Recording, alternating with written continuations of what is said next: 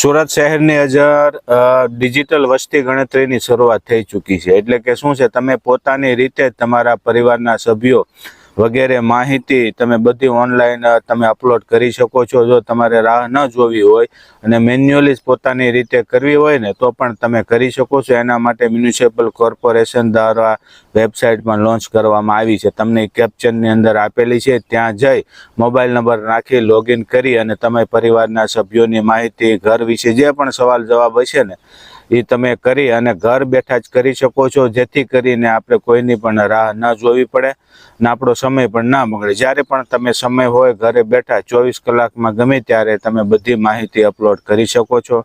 અને મહત્વની વાત છે કે આમાં પણ ઘણી જગ્યાએ ફ્રોડ થતું હોય છે, તો ખાસ ધ્યાન રાખજો। કોઈને ઓટીપી, બેંકના ખાતાની વિગત કોઈને પણ ઘરે આવે તો પણ આપવાની નથી। એટલા માટે આ વિડીયો બનાવવાનું કારણ છે કે અત્યારે વસ્તી ગણતરીના નામે છે ને સાયબર ફ્રોડ ચાલી રહ્યું છે।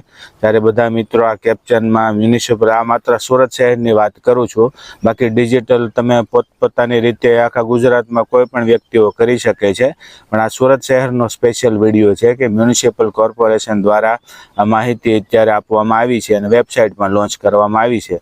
તો જેમને પણ ઈચ્છા હોય આ ડિજિટલ વસ્તી ગણતરીનો લાભ લઈ શકે છે।